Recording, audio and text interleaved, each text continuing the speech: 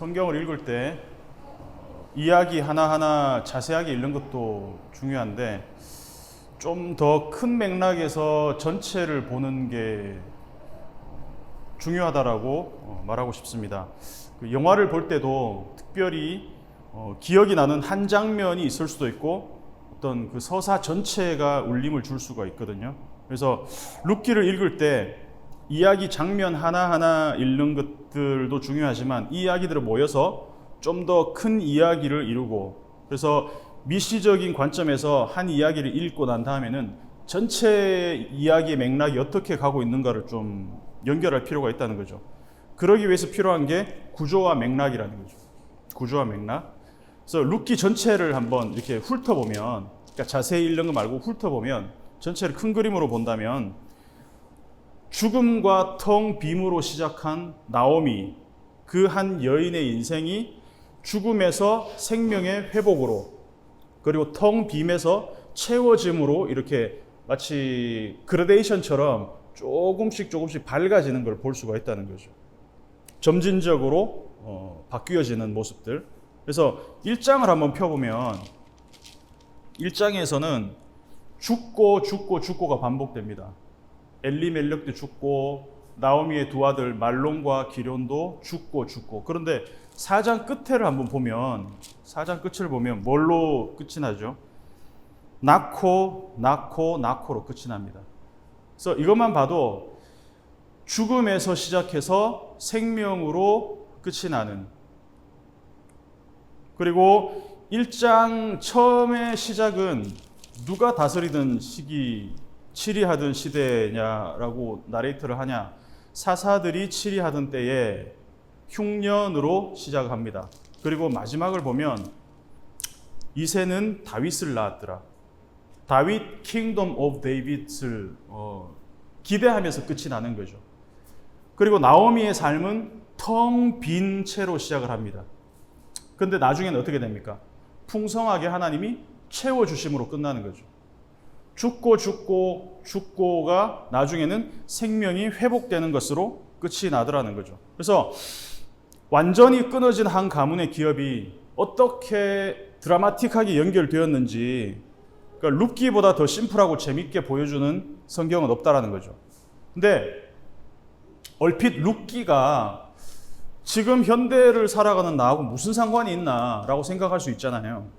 근데 성경을 보는 눈이 열린 사람은 이 이야기, 룻의 이야기가 나하고 연결된 이야기라는 것을 알 수 있습니다. 수천 년 전에 팔레스타인 지방에서 모압에서 팔레스타인으로 이주했던 한 여인의 삶이 어떻게 나하고 이 나오미와 룻이라는 사람들의 이야기가 나랑 연결될 수 있을까? 보아스는 다윗의 증조 할아버지잖아요. 그리고 끊어질 뻔한 유대 가문을 연결해서 결국은 누구를 지나서, 다윗을 지나서 누구까지? 예수님의 족보까지 연결됩니다. 그래서 보아스는 다이렉트로 예수님까지 연결되는 사람입니다. 근데 예수님은 또 우리와 어떻게 연결되냐면 죄로 인해서 완전히 끊어졌던 우리의 생명이 예수로 인해서 연결됐잖아요. 완전히 끊어졌던 나오미의 가정이 보아스로 인해서 기업 물을 자, 킨스맨 리디머인 보아스를 통해서 다시 연결된 것처럼, 끊어진 혈관이 연결된 것처럼 나오미의 가문, 엘리멜렉의 가문이 연결되어 버렸어요. 그래서 다윗까지 갔습니다. 우리도 마찬가지라는 거죠. 우리도 죄로 인해서 완전히 절단나고 단절되었던 우리의 삶이 누구로 인해서? 예수로 인해서 연결되었다는 것이죠. 그래서 예수님은 죽음으로 끊어진 우리를 다시 연결하신, 우리 안에 들어오시면서 이 고엘, 기업 물을 자가 되시면서 우리를 하나님과 예수님이 연결시키는 그 작용을, 그 다리가 되고 있다. 그래서 룻기를 흥미롭게 읽는 사람들은 내 이야기, 우리의 이야기의 과정도 결말도 나오미와 룻의 이야기와 같은 흐름으로 흘러갈 것이다라는 그 소망을 가질 수 있다는 거죠. 자, 14절을 보면 나오미의 청혼 작전이 계획대로 진행이 되고 있습니다. 보아스의 발치에 누워있던 룻이 일어났습니다. 일어난 시각은 해가 뜨기 전 사람들이 알아보기 힘들 정도로 이른 아침이었습니다. 근데 보아스가 룻이 사람들로부터 괜히 오해를 받을까 봐 배려를 한 거죠. 그리고 이방 여인과 부적절한 관계를 맺었다라는 의심을 사게 되면 앞으로 이 기업을 모르는 과정이 순탄하지 않을 수도 있다는 계산이 있었기 때문에 그랬을 것 같습니다. 15절을 보면 보아스는 룻이 입고 왔던 겉옷을 펴라고 말하고 잡으라고 말하고 거기다가 보리를 6번 되어주는 장면이 나옵니다. 근데 왜 6번일까? 6번일 이유가 뭘까요? 그러니까 6이라는 숫자는 7로 가는 과정에 있잖아요. 그리고 하나님이 창조하신 그 날도 6일 동안 하나님이 창조를 하셨죠. 그래서 6은 어떻게 보면 불완전한 수지만 7이라는 완전수로 가는 과정에 있는 수라는 거죠. 부지런히 일한 룻에게 보아스가 6번 보리를 되어주면서 노동의 대가를 지불하는 것으로 볼 수도 있고, 동시에 이제는 뭐가 남았다? 안식의 시간만 남아있다는. 그러니까 나오미가 룻에게 청혼 작전을 알려줄 때 했던 말이 있어요. 3장 1절을 보면 내가 너를 위해 안식할 곳을 구해주고 싶다라고 얘기했잖아요. 그 말을 떠올리면 보아스가 6번 보리를 되어주는 행동과 연결이 된다는 거죠. 그러니까 보아스가 룻의 등에 보리를 지워주는 모습만 봐도 이 사람이 얼마나 세심하고 그리고 스윗한 성품을 가진 사람인지 알 수가 있다는 거죠. 16절을 한번 보겠습니다. 16절을 보면 3장 16절을 보면 보아스는 성으로 들어가고 룻은 시어머니한테로 돌아갑니다. 그리고 시어머니 나오미가 마음을 졸이면서 기다리고 있습니다. 룻이 오자마자 나오미가 뭐라고 묻냐? 내 딸아 어떻게 되었느냐 이렇게 묻잖아요. 여기서 어떻게 되었느냐라고 표현된 이 부분을 이제 원어로 보면 미아트, 네가 누구냐 이 말입니다. 그러니까 9절에서 보아스가 룻을 발견했을 때 했던 말이잖아요. 너 누구냐? 근데 나오미도 지금 똑같이 너 누구냐라는 그 대사를 일치시키고 있다는 거죠. 며느리를 못 알아봤을까? 근데 어떤 학자는 이 구절을 그렇게 해석을 해요. 문자 그대로 사람을 못 알아볼 정도로 너무 어두웠기 때문에 너 누구냐라고 했다라는 거죠. 근데 그 말도 일리가 있는데 룻이 이렇게 일찍 돌아올 리가 없다라고 생각했기 때문에 나오미가 놀라서 너 누구냐라고 물어볼 수도 있겠죠. 근데 내 딸아라고 얘기하고 있잖아요, 앞에. 먼저 내 딸아라고 얘기한 걸로 봐서는 나오미가 룻을 못 알아본 건 아니라는 거죠.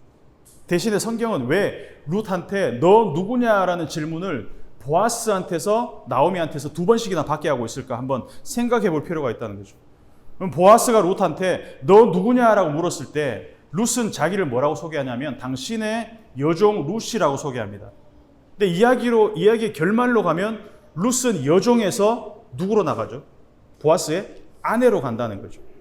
그래서 조금씩 룻의 정체성이 변화하고 있는 모습을 보여준다는 거죠. 처음에는 여종과 같은 신분이었다면 이야기의 끝에 가서는 보아스의 아내가 되어 있을 거라는 거예요. 마찬가지로 시어머니가 너 누구냐라고 물었을 때도 룻은 일이 되어가는 과정들을 다 설명했습니다. 장차 앞으로 룻의 신분에 어떤 변화가 있을 것이라는 것을 우리가 예측할 수가 있다는 거죠. 17절에서 18절을 보면 룻이 이제 시어머니에게 보아스가 했던 말을 그대로 전합니다. 17절에 보면 보아스가 룻한테 하는 말을 읽어보면 빈손으로 너의 시어머니에게 가지 말라. 나오미가 이 말을 전해 들었을 때 어떤 기분이 들었겠나라는 거죠. 빈손으로 네 시어머니에게 가지 말라라는 말을 보아스가 했는데 이 말을 나오미가 들었을 때 어떤 기분이 들겠습니까? 앞에 나오미가 며느리하고 베들레헴으로 딱 들어왔을 때 했던 말을 보면 1장 21절을 보면 한번 찾아볼까요? 1장 21절 1장 21절을 보면 내가 풍족하게 나갔더니 여호와께서 내게 비어 돌아오게 하셨느니라 이렇게 얘기합니다. 스스로 텅 빈 존재라고 인식을 하고 있는 사람이에요. 그런데 보아스의 입을 통해서 뭐라고 얘기하냐면 너의 시어머니한테 빈손으로 가지 말라. 이 말을 들었을 때 나오미가 어떤 기분이었을까? 내가 비록 고향으로 돌아왔는데 나는 아무것도 없이 그냥 빌터터리 남편과 아이들도 다 죽은 상태에서 금이환영이 아닌 그냥 완전히 쫄딱 망한 상태로 돌아왔는 거죠. 그리고 사람들한테도 나는 비어있는 사람, 텅 빈 존재라고 소개를 하고 있습니다. 그런데 나오미의 텅 빈 삶의 공간들을 하나님이 조금씩 채워가시는 것을 깨닫기 시작했다는 거죠. 처음에는 며느리 룻이 나를 따라오면서 내 텅 빈 삶을 채워주시고 그 며느리가 누군가의 밭에서 은혜를 입어서 마음껏 이삭을 주울 수 있게 채워주시고, 이제는 보아스라는 사람의 입을 통해서 뭐라고 얘기하냐면 빈손으로 네 시어머니에게 가지 말라라는 말을 듣고 있습니다. 그래서 나오미는 어떤 확신 같은 게 들지 않았을까라는 거죠. 아, 하나님이 내 텅 빈 삶을 다시 채워주시는구나. 하나님이 내 삶을 다시 풍요롭게 채워주시는구나. 그리고 나서 어떤 생각을 할까? 지금은 하나님이 내 삶을 조금씩 채워가시는 중이다. 섣불리 하나님이 하시는 일을 내가 어떻게 하려고 하지 말고 지금은 기다리면서 묵묵히 지켜볼 때다라는 생각을 지금 나오미가 하고 있다라는 거죠. 그래서 시어머니 나오미가 룻에게 말을 합니다. 18절을 보면 내 딸아 이 사건이 어떻게 될지 알기까지 여기 앉아 있으라. 그 사람이 오늘 이 일을 성취하기 전에는 쉬지 아니하리라. 그러니까 룻의 청혼 작전은 누구 머리에 나왔습니까? 나오미의 머리에서 나왔잖아요. 그 전략에서 나왔지만 이 일을 되게 하는 것은 누구냐? 전적인 하나님의 기뻐하심이 있어야, 하나님이 기뻐하셔야 이 일이 되게 하신다. 그러니까 나오미가 그걸 알고 있다는 거죠. 그래서 이 일이 되기까지, 어떻게 될지 알기까지 앉아 있으라, 기다릴 수 있는 마음의 여유가 있다는 거죠. 조바심을 내지 않는다는 겁니다. 그러니까 처음에 나오미가 작전을 알려줬을 때 룻한테, 며느리한테 이 작전, 그러니까 보아스라는 남자를 찾아가라는 이 청혼 작전을 알려줄 때 룻이 만약에 거절했다면 처음부터 이 작전은 없던 것이 됩니다. 이 전략은 그냥 무효가 되는 거죠. 그런데 룻은 시어머니가 하는 말을 전부 다 어떻게 했습니까? 전부 다 행했습니다. 앞으로 하는 말도 다 행할 거라고 얘기합니다. 그리고 두 번째 단계는 룻이 하는 행동에 대해서 보아스가 이거에 대해서 되게 기분이 안 좋게 생각하거나 불쾌하게 생각한다면 이 사건은 또 그냥 물거품이 되는 겁니다. 근데 보아스도 룻이 나오미에게 했던 말처럼 룻에게 말합니다. 내가 너의 말대로 다 행하리라. 그러면 어떻게 됩니까? 룻도 보아스도 이 일이 지금 되는 쪽으로 일을 하고 있다는 거죠. 두 개의 관문을 통과했는데 이제 보아스가 룻과 결혼하는 일만 남았는데 이게 가장 큰 걸림돌이 생겼다는 거죠. 기업 물을 자 1순위가 아직 남아있다는 사실 때문이라는 거죠. 그래서 이 사실은 지금 나오미가 몰랐고 룻도 몰랐어요. 아, 보아스가 1순위가 아니야 라는 걸 지금 이제 알게 됐다는 거죠. 그래서 보아스가 나 말고 1순위가 있다, 나는 2순위고 1순위 기업 물을 사람이 있다라는 말을 했을 때 나오미와 룻이 상당히 놀랐을 거라는 거죠. 그런데 여기에 그런 표현들이 없습니다. 나오미도 놀라고 룻도 놀라고 그게 무슨 말씀입니까 보아스님 이러면서 되게 당황했다 뭐 이런 얘기가 없어요.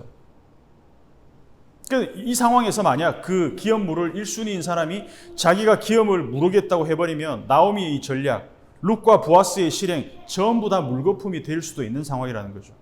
그래서 세 번째 단계, 기업 물을 1순위인 사람이 어떤 행동을 할 것인지를 우리가 4장에서 볼 수가 있는데, 자 4장 1절을 보면 보아스가 성문으로 올라가서 거기 앉아 있더니 그 다음에 마침 보아스가 말하던 기업 물을 자가 지나가는지라.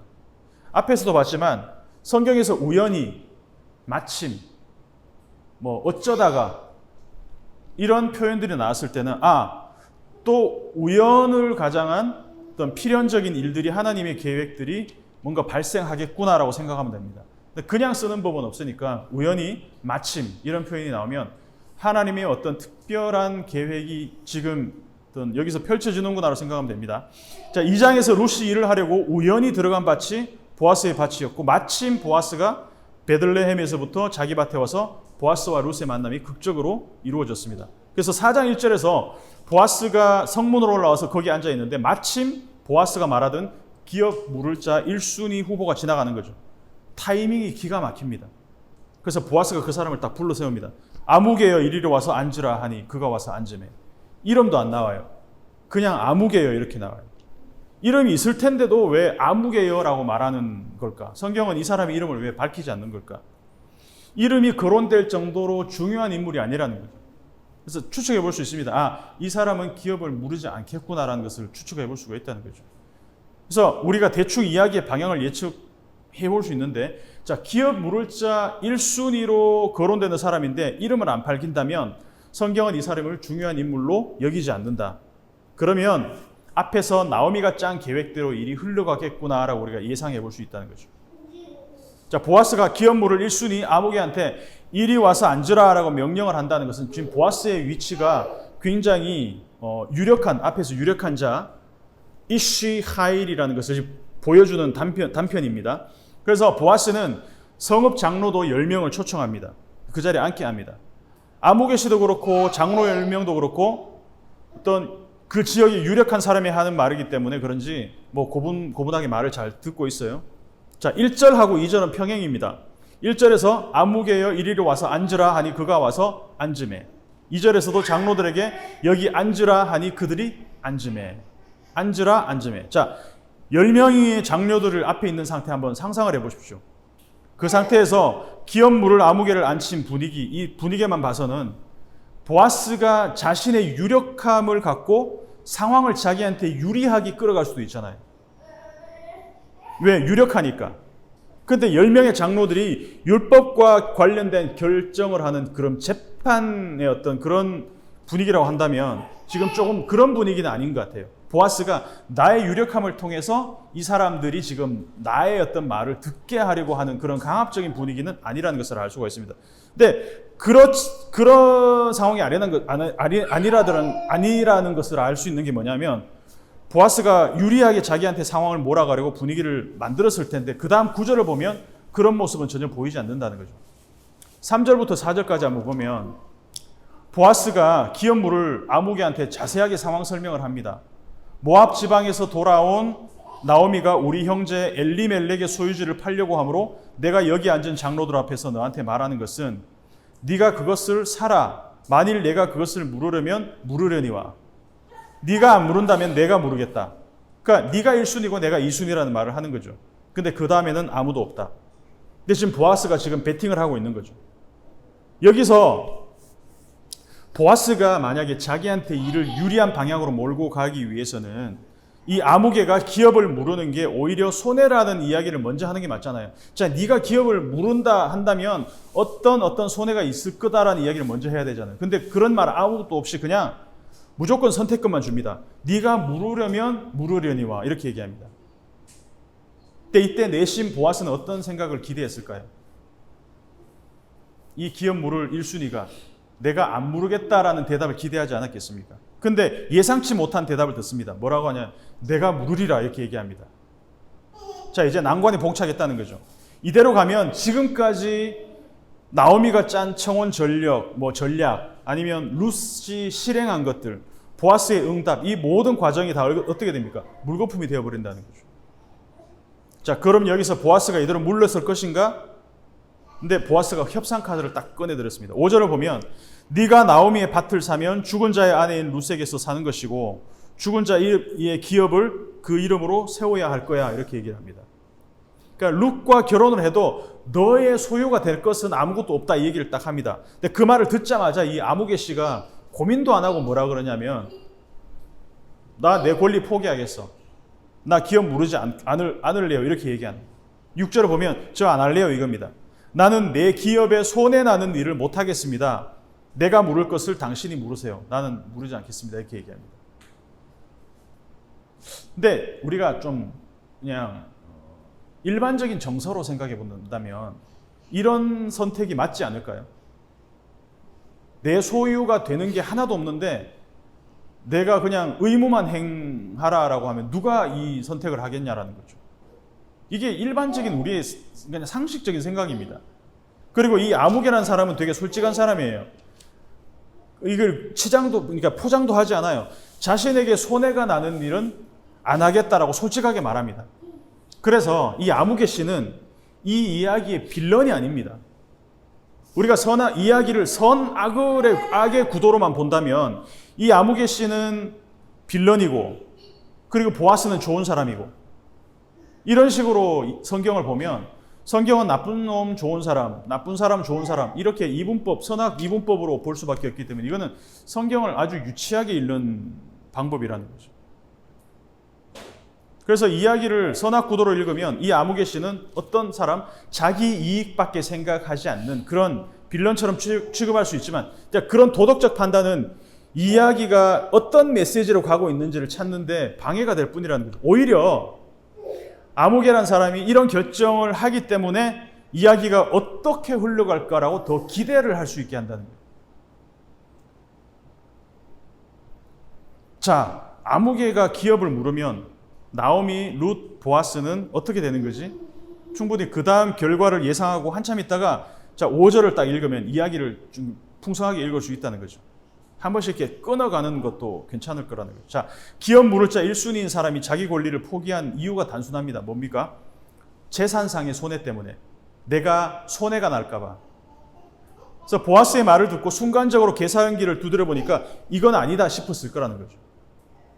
두 사람 중 한 사람은 포기하고 나머지 한 사람은 끝까지 책임을 지는 모티브를 딱 보니까 뭐가 생각이냐? 1장의 장면이 떠오르지 않냐라는 거죠.